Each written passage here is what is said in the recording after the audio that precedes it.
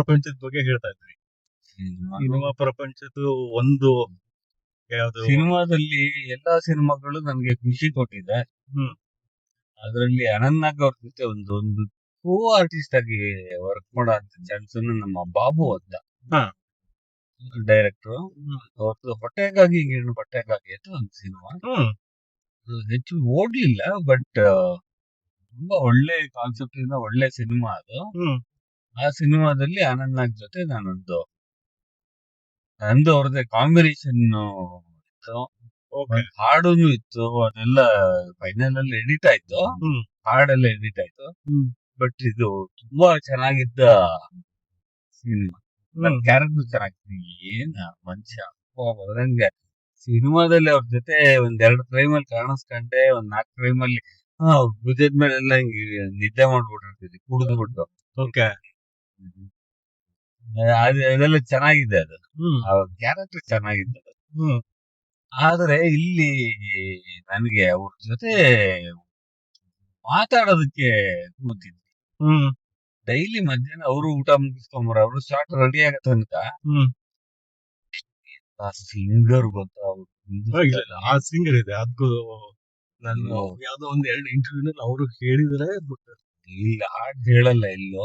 ಅಲ್ಲ, ಬಟ್ ಅವ್ರಿಗೆ classical singer knowledge ಇದೆ. ನಾಲೆಡ್ಜ್ ಇದೆ ಅಂತ ಮಾತ್ರ ಹೇಳ್ತಾರೆ, ಹಾಡ್ ಹೇಳಕ್ ಹೋಗಲ್ಲ. ಹ್ಮ್ ಅದು ಎಂಥ ಸಿಂಗರ್ ಗೊತ್ತಾ. ಹ್ಮ್ ಇದೇ ಒಂದು ಮರಾಠಿದೊಂದು ನಾಟಕ ಇದೆ, ಹ್ಮ್ ಕಟಿಯಾರ್ ಕಾಳಜಾತ್ ಮುಸ್ಲಿ ಅಂತ. ಹ್ಮ್ ಅದ್ರದ್ದು ಒಂದು ಆ ನಾಟಕದ ಒಂದು ಹಾಡು ಗೆ ಚಂದ ಮಕರಂದ ಬಿಯಾ ಗೇಟ್ ಚಂದ. ಹೌದು, ಅದು ತುಂಬಾ ಫೇಮಸ್ ಮರಾಠಿನಲ್ಲಿ.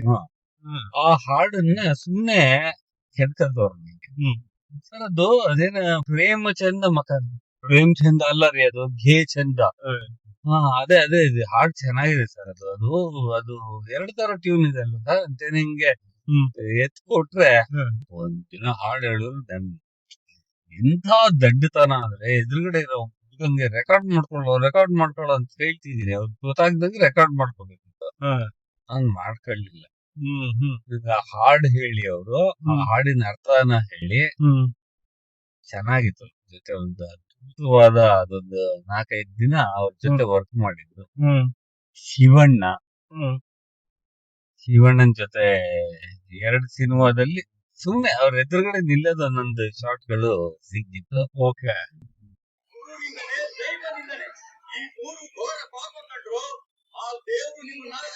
ಅದೊಂದು ಖುಷಿ ಆಗತ್ತೆ. ಯಾವ ವಯಸ್ಸು? ಒಂದು ಬಜರಂಗಿ ಅಂತ, ಓಕೆ. ಅಲ್ಲ ಸಾರಿ ವಜ್ರಕಾಯದ ಓಪನಿಂಗ್ ಶಾಟ್ ನಾನೇನೆ ಅವನು ಬಂದ್ರೆ ಈ ಭೂಮಿ ನಡಗತ್ತಿ ಹುಡುಗತ್ತೆ ಅಂತೆಲ್ಲ ಹೇಳಿ ಇಂಟ್ರೊಡಕ್ಷನ್ ಕೊಡ್ತೀನಿ. ಶಿವಣ್ಣನ್ ಎಂಟ್ರಿ. ಅದೊಂದು ಫ್ರೇಮ್ ಅಲ್ಲಿ ಅವ್ರ ಹಿಂಗೆ ಒಂದ್ ಫ್ರೇಮ್ ಅಲ್ಲಿ ನಾನು ಅವ್ರಿಬ್ರು ಇದೀವಿ. ನಾನು ಹನುಮಂತ ಕೈ ಮುಖ ನಿಂತಿರ್ತೀನಿ. ಹನುಮಂತ ಮತ್ತೆ ನನ್ನ ಮಧ್ಯದಲ್ಲಿ ಶಿವಣ್ಣ ಜಂಪ್ ಮಾಡ್ತಾರೆ. ಓಕೆ. ಎಂತ ಅದ ಫ್ರೇಮ್ ಅಂದ್ರೆ ಒಂದ್ ಸೆಕೆಂಡ್ ಸಿನಿಮಾದಲ್ಲಿ ಹಿಂಗ್ ಬಂದೋಗತ್ತೆ. ಬಟ್ ನಾನು ಇಬ್ರಿಗೂ ಒಟ್ಟಿಗೆ ನಮಸ್ಕಾರ ಮಾಡಿದ ಖುಷಿ ನಂಗೆ. ಓಕೆ. ಅದ ಹನುಮಂತಂಗೂ ನಮಸ್ಕಾರ ಮಾಡೋದಂಗೆ, ಶಿವಣ್ಣಗೂ ನಮಸ್ಕಾರ ಮಾಡೋದಂಗೆ. ನಂಗೆ Shivanna is always my heart. I love Shivanna. ಅಲ್ಲ, ಕುಟುಂಬನೇ ಹಾಗೆ. ಹೌದು. ರಾಜ್ಕುಮಾರ್ ಎಷ್ಟು ಸಿಂಪಲ್ ನಮ್ ನಾಟಕೀಯವಾಗೂ ಸಿಂಪಲ್ ಆಗಿ ಬದುಕಕ್ ಆಗಲ್ಲ. ಅಲ್ಲ, ಹೇಳ್ತಾ ಇದಲ್ಲ, ಅದೊಂಥರ ಕುಟುಂಬದ ವಿಶೇಷನೇ ಹಾಗೆ. ಇದು ಕಾಟಿಕುಲಂ ಬಂದು ಈಗ ನಾವು ಬಾವಲಿಗೆ ಅಂತ ಹೇಳಿದ್ರೆ ಲೆಫ್ಟ್ಗೆ. ಬಾವುಲಿ ಕರ್ನಾಟಕ. ಏನಿದು ಸಿಗ್ನಲ್?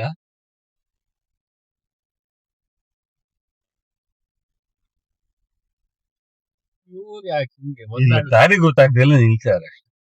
ರೈಟ್ ಹೋಗ್ಬೇಕು, ಲೆಫ್ಟ್ ಹೋಗ್ಬೇಕು. ಈ ಕಡೆ ಹೋದ್ರೆ ಮಾನಂದವಾಡಿ. ಅವರು ಬಾವುಲಿಗೆ ಹೋಗ್ಬೇಕು, ಬ್ಯಾಟ್ಗೆ ಹೋಗ್ಬೇಕು ಅಂತ ಇಂಗ್ಲಿಷ್ ಕನ್ನಡ ಅಂತ. ಅದು ಮಾನಂದವಾಡಿ. ನೀವು ಅಲ್ಲಿಂದ ತಲಚೇರಿ ಆ ಕಡೆ ಎಲ್ಲ ಹೊಟ್ಟೋಗ್ಬೋದು.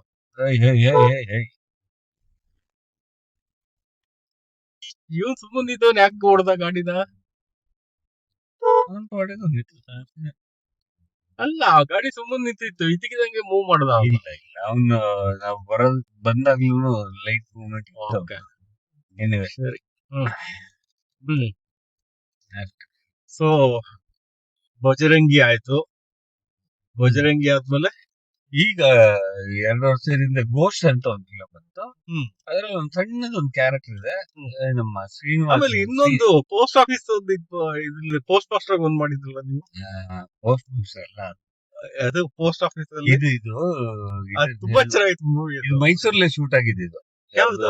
ಗೋಸ್ಟ್ ಗೋಸ್ಟಾ? ಮೈಸೂರು ಪ್ಯಾಲೇಸ್ ಗ್ರೌಂಡ್, ನಿಮ್ಮ ಎಕ್ಸಿಬಿಷನ್ ಗ್ರೌಂಡ್ ಇದೆಯಲ್ಲ, ಫಿಲ್ಮ್ ಶೂಟ್ ಆಗಿದೆ ಅಲ್ಲೇನೆ. ಓಕೆ. ಜನ ಎಲ್ಲ ಬಂದು ಹೋದ್ಮೇಲೆ ದಸರಾ ಮುಗ್ದಿ ಟೈಮು, ಓಕೆ, ಇನ್ನು ಜೋರ್ ರಶ್ ಇರೋದು. ಅಂತ ಟೈಮ್ ಅಲ್ಲಿ ಜನ ಬಂದು ಹೋದ್ಮೇಲೆ ರಾತ್ರಿ 11 ಗಂಟೆಗೆ ನಮ್ ಶೂಟಿಂಗ್ ಶುರುವಾಗಿ ಬೆಳಗ್ಗೆ. ಓಕೆ. ಅದ್ರಲ್ಲಿ ಒಂಚೂರು ಪೂರ್ವ ಐಲ್ಯಾಂಡ್ಸ್ ಈ ಕಡೆ. ಅದೊಂದು ಶಿವಣ್ಣನ ಜೊತೆ ಮುಖಾಮುಖಿಯಾಗಿ, ಓಕೆ, ಅದು ನಮ್ಮ ಸಿಂಹ ಅಂತ ಕ್ಯಾಮ್ರಾಮನ್, ಅವರು ನಮ್ಮನ್ನ ಆ ಕ್ಯಾರೆಕ್ಟರ್ಗೆ ಕರೆಸಿ, ಓಕೆ, ಡೈರೆಕ್ಟರ್ ಶ್ರೀನಿಗೆ ಪರಿಚಯ ಮಾಡಿಸಿ ಒಂದು ಶಿವಣ್ಣನ ಜೊತೆ ಒಂದೇ ಫ್ರೇಮ್ ಅಲ್ಲಿ ಕಾಣಿಸ್ಕೊಂಡೆ ಅನ್ನೋದು ಖುಷಿ ನನ್ನ ಜೀವನ ಪರ್ಯಂತ ಇರುತ್ತೆ. ಓಕೆ. ಇಲ್ಲ, ಅದೊಂದು ಕೆಲವೊಂದು ದಂತಕಥೆಗಳವೆಲ್ಲ. ಹೌದು, ಸಿನಿಮಾದಲ್ಲಿ ಕೆಲವೊಂದು ದಂತಕಥೆಗಳವೆಲ್ಲ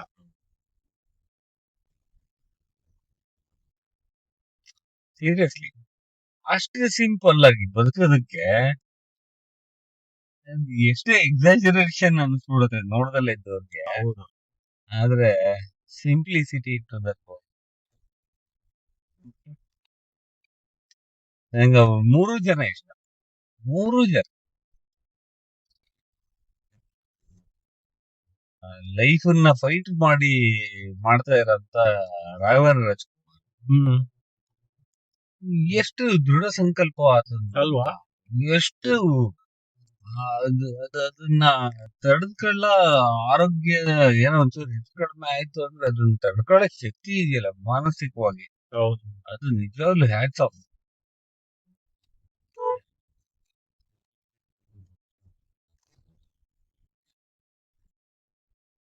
ಶಿವಣ್ಣ ಅವ್ರ ಸಿಂಪ್ಲಿಸಿಟಿ, ರಾಘಣ್ಣ, ಶಿವಣ್ಣ, ಇನ್ ಪುನೀತ್ದು ದಾನದ ಬಗ್ಗೆ. ಪುನೀತ್ ಹೋದಾಗಿದ್ದ ಒಂದು ನನ್ನ ಕತೆ, ನಾನು ಮನಾಲಿನಲ್ಲಿದ್ದೆ. ಮನಾಲಿಯಿಂದ ಬಂದೆ, ಹಿಂಗೆ ಬಸ್ ಇಳಿದ್ಬಿಟ್ಟು ಡೆಲ್ಲಿನಲ್ಲಿ ಯೂತ್ ಹಾಸ್ಟೆಲ್ ಅಲ್ಲಿ ನಂದು ರೂಮ್ ಮಾಡಿ ಅಲ್ಲಿಗೆ ಹೋಗ್ತಾ ಇದೀನಿ. ನನ್ನ ಫ್ರೆಂಡ್ ಫಸ್ಟ್ ಮೆಸೇಜ್ ಬಂತು, ಪುನೀತ್ ರಾಜ್ಕುಮಾರ್ ಫಾಸ್ಟ್ ಅಲ್ಲಿ.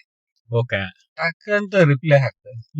ಈ ಯೂಟ್ಯೂಬ್ ಅಲ್ಲಿ ಇಂಟರ್ನೆಟ್ ಅಲ್ಲಿ ಬರೋ ನ್ಯೂಸ್ ಇನ್ನೆಲ್ಲ ನಂಗೆ ದಯವಿಟ್ಟು ಹೇಳ್ಬೇಡ, ಇಂಥವೆಲ್ಲ ಸುಳ್ಳು ನ್ಯೂಸ್, ಲಿಟ್ರಲಿ ಅದು ಇದೆ.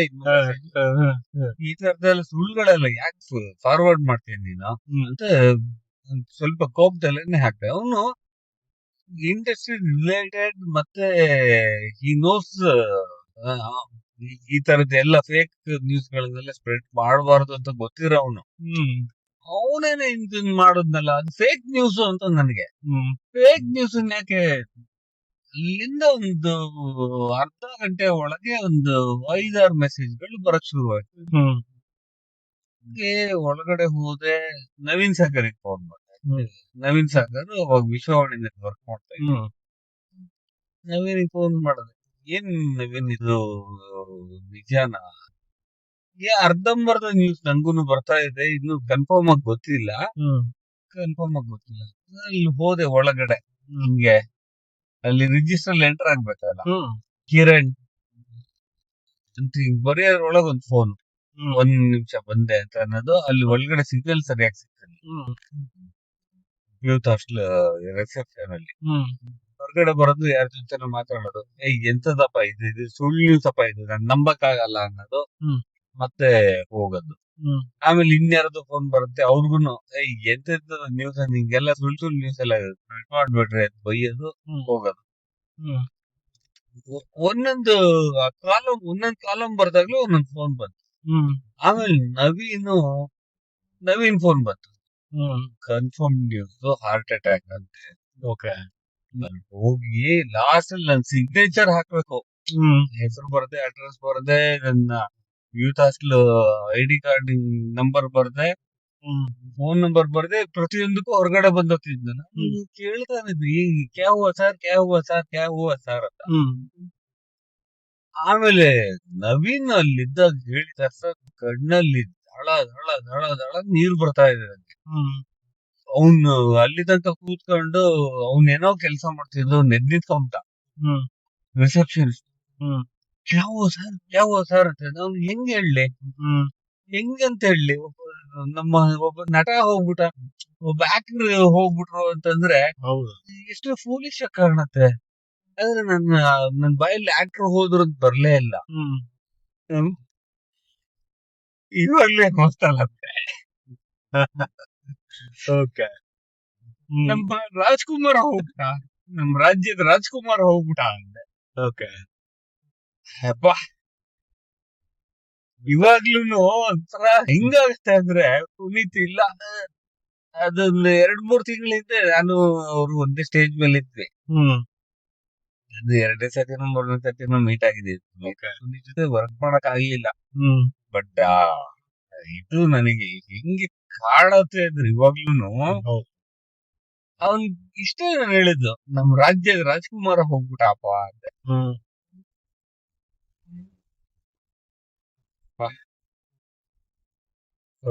ಭಾವುಕವಾದಂತಹ ಘಟನೆ. ಅಯ್ಯೋ, ಇಡೀ ಸ್ಟೇಟ್ ಅಲ್ಲಾಡ್ಬಿಡ್ತಾರ. ಅದಾದ್ಮೇಲೆ ಅಷ್ಟೇ ಹೊಟ್ಟೆ ತೊಳ್ಸಿದ್ದು ನನ್ನ ಅನ್ನದಾತ. ಯಾರನ್ನು ಕಲ್ಪನೆನೂ ಮಾಡ್ಕೊಳ್ಳೋದಕ್ಕಾಗಲ್ಲ. ಅಷ್ಟೇ ಹೊಟ್ಟೆ ಹಿಂಸೆ ಮಾಡಿದ್ದು ನನ್ನ ಅನ್ನದಾತ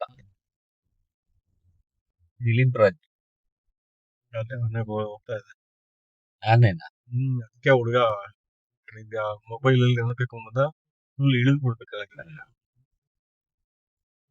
ದಿಲೀಪ್ ಹೋಗಿದ್ದು ಅಷ್ಟೇ ಅಲ್ವಾ? ಅವರೆಲ್ಲ ಎಷ್ಟು ಇಮಿನಿಯನ್ಸ್ ಆಕ್ಟಿಂಗ್ ಅಲ್ಲಿ. ಎಲ್ಲ ದಿಲೀಪ್ಗೆ ಪಾಪ ಅವ್ನಿಗೆ ಇದ್ದಿದ್ ಕೇಪಬಿಲಿಟಿಗೆ ಸಿಗ್ಬೇಕಾಗಿದ್ ಸಿಗ್ಲೇ ಇಲ್ಲ ಅನ್ಬೋದು. ತುಂಬಾ ಒಳ್ಳೆ ನಟ, ಡೆಡಿಕೇಟೆಡ್ ನಟ, ಮತ್ತೆ very good hearted person, very good. ನಾನು ಒಂದು ಸೀರಿಯಲ್ ಮಾಡಿದೆ, ಇವಾಗಿನ ಹೇಳಿದ್ದಲ್ಲ,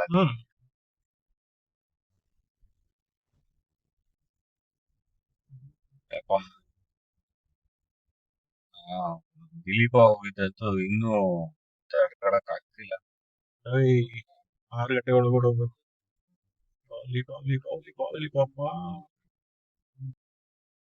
ಯಾಕೆ ಆಮೇಲೆ ಬಿಡಲ್ವಾ? ಇಲ್ಲ, 6 ಗಂಟೆ ಒಳಗಡೆ ಹೊಟ್ಟೋದ್ರೆ ಇಲ್ಲ ಅಂದ್ರೆ ಎಷ್ಟು ಕಿಲೋಮೀಟರ್? ಏನ್ ಬಂದ್ವಿ ಅನ್ಕೋತೀನಿ. ಬಂದ್ವಿ ಅನ್ಕೋತೀನಿ.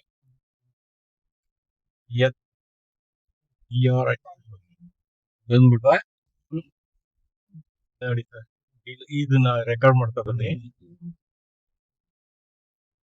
ಅಡ್ಡ ವಿಡಿಯೋನ ಉದ್ದುತ್ತಾನ ಹೆಂಗ್ ಬೇಕಾದ್ರೆ.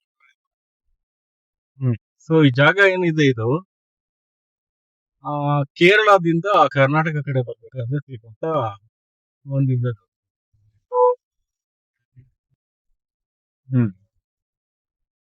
ಜಾಗ. ಇದು ಬಾವಲಿ ಅಂತ ಹೇಳಿ ಕರೀತಾರೆ ನೋಡಿ. ಇದು ನಾವೀಗ ಕೇರಳ, ಇದು ಮುಂದೆ ಒಂದ್ ಸೇತುವೆ ಸಿಗುತ್ತೆ, ಅದು ದಾಟಿದ ತಕ್ಷಣನೇ ಕರ್ನಾಟಕ. ಇದನ್ನ ಬೈಫರ್ಕೇಶನ್ ಮಾಡೋದು ಯಾವ್ದು ಅಂತ ಹೇಳಿದ್ರೆ ಕಬಿನಿ. ಇವಾಗ ಕಬಿನಿ ನಾಗರೋಳೆ ಅಂತ ಹೇಳ್ತೀವಲ್ವಾ, ಹಾಗೇನೆ ನೋಡಿ. ನನಗೆ ಖುಷಿಯಾಗಿದ್ದಿಲ್ಲ ನೋಡಿ, ಫುಟ್ಬಾಲ್ ಪ್ರೇಮಿಗಳು ಇಲ್ಲಿ ನೋಡಿ, ಇಲ್ಲಿ ಇದು ಕೇರಳದು ಲಾಸ್ಟ್ ಸ್ಟಾಪ್ ಇದು,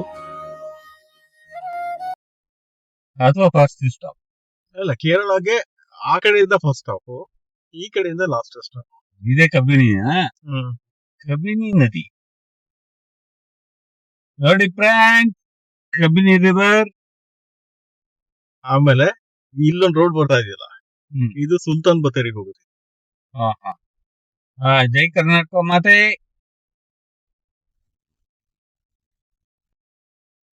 ಕರ್ನಾಟಕಕ್ಕೆ ಬಂದು ಇಲ್ಲಿ ಎಂಟ್ರಿ ಮಾಡಬೇಕು. ಹೌದಾ?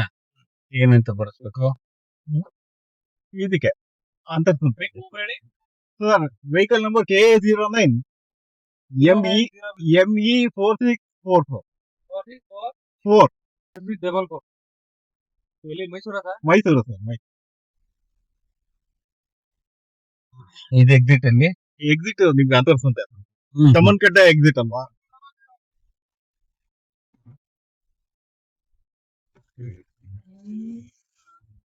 ಅವನ್ ತಂದು ಅಂಡಿಗೆ ಹಾಕೊಂಡ್ ಕೂತಿದ್ದಾನೆ ಗಾಡಿ. ಕಷ್ಟ ಆಗ್ಬಿಡುತ್ತಲ್ಲ ಎಷ್ಟು ಅದು ಏನೇ ಆದ್ರೂ ಲೋಕಲ್ ಒಂಚೂರು ಹಿಂದೆ ಹೋಗೇ ಹೋಗುತ್ತೆ ಗಾಡಿ. ಮಾಡ್ಕೊಳ್ಳೇಬೇಕು. ನಾನು ಅದಕ್ಕೆ ಇದ್ ಮಾಡಿದಕ್ಕೆ ಓಕೆ, ಇಲ್ಲಿಂದ ನಿಧಾನಕ್ಕೆ ಹೋಗೋಣ.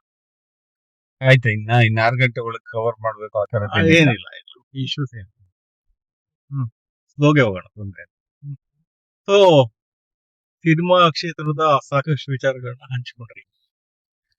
ಸೊ ಅದಾಯ್ತು. ಅಲ್ಲಿಂದ ಹೋದ್ರೆ ಹಿಮಾಚಲ್ ಪ್ರದೇಶ, ಹಿಮಾಲಯ ಟ್ರೆಕ್ಕಿಂಗು, ಹಿಮ ಪಯಣಿಗ ಸಾಕಷ್ಟು ಅನ್ವರ್ಥನಾಮಗಳು ನಿಮ್ಗಿದೆ.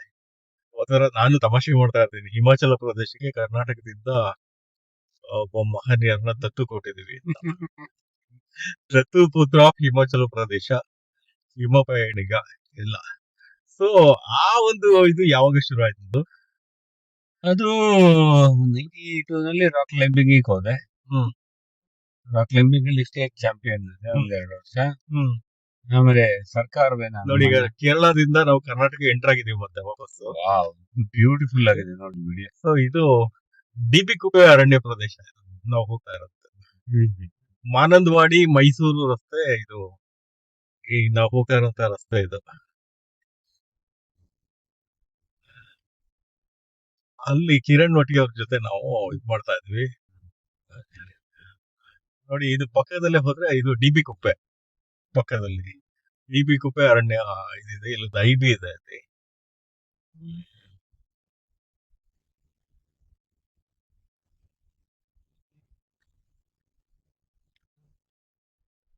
ಇನ್ನೊಂದು ವಿಷಯ, ನಮ್ಮ ಕಂದಾಯ ಇಲಾಖೆಯಿಂದ ಅಲ್ಲಿ ಕನ್ನಡ ರಾಜ್ಯೋತ್ಸವ ಮಾಡ್ತಾರೆ ಮಾವುಲಿ ಚೆಕ್ ಪೋಸ್ಟ್ ಅಲ್ಲಿ. ದೊಡ್ಡದಾಗಿ ಫ್ಲಾಗಿಂಗ್ ಎಲ್ಲ ಹಾಕೊಂಡು ರಾಜ್ಯೋತ್ಸವ. ಯಾವ ರೆವಿನ್ಯೂದವರು ಯಾವ ಇದು ಹೆಗಡೆದೇವನಕೋಟೆ ತಾಲೂಕು, ಮೈಸೂರು ಡಿಸ್ಟ್ರಿಕ್ಟ್. ಅದೇ ಅವಾಗ್ಲೇ ನಿಲ್ಸಿದ್ವಲ್ಲ ಕಾಫಿಗೆ, ಅದೇ ಹೆಗಡೆದೇವನಕೋಟೆ ಡಿಸ್ಟ್ರಿಕ್ಟ್. ಇದು ಅಂತರ್ಸಂತೆ ಹೋಗ್ಲಿಕ್ಕೆ ಬಂದಿದೆ.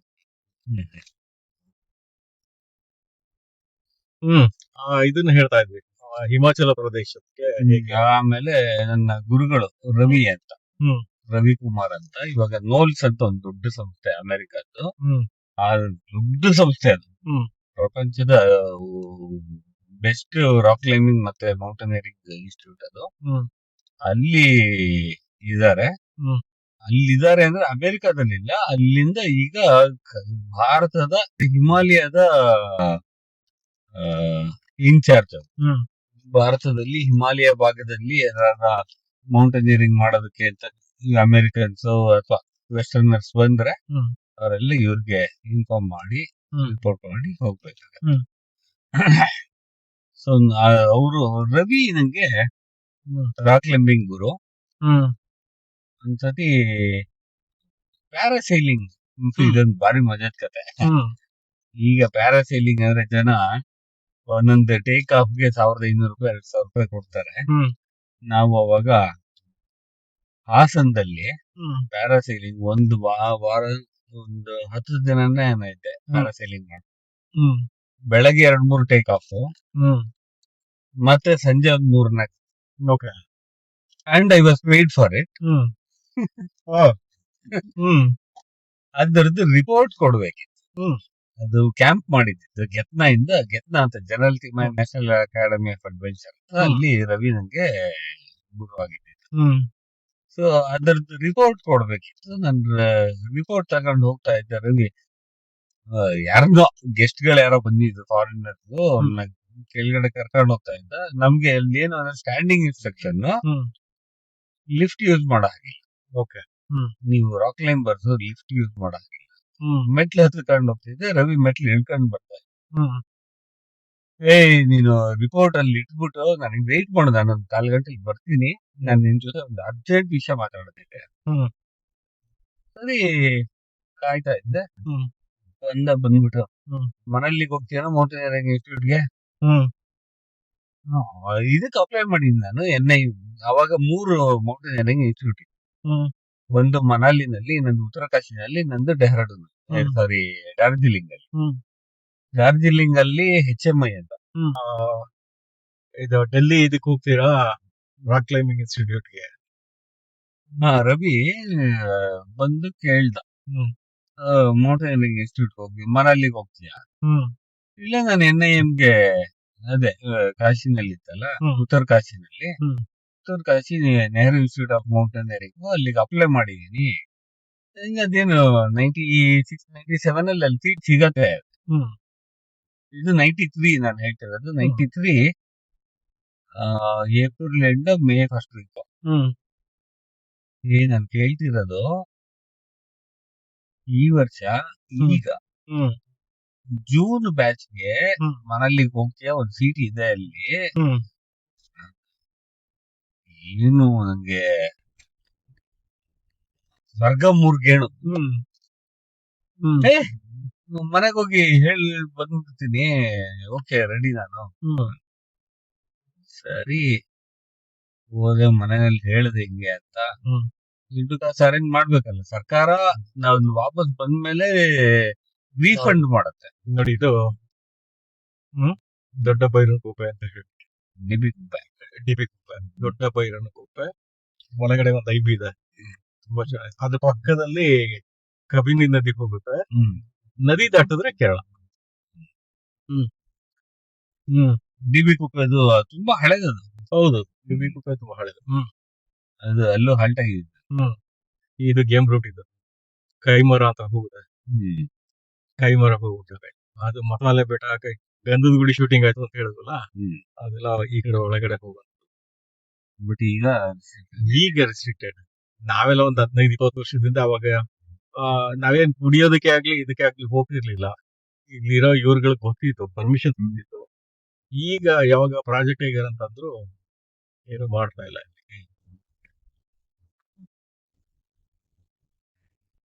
ಮೀನು ಹಿಡಿದಾಟ. ಮೀನಾ ಹೇಳಿನ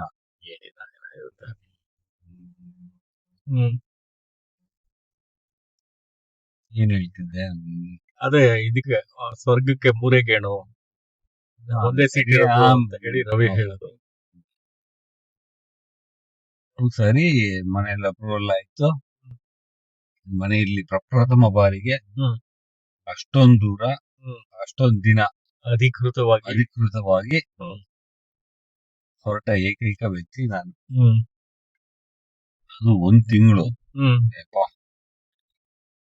ಅನ್ಬಿಲೀವಬಲ್. ಆಗಿನ ಕಾಲಕ್ಕೆ ಅನ್ಬಿಲೀವಬಲ್ ಅಲ್ವಾ?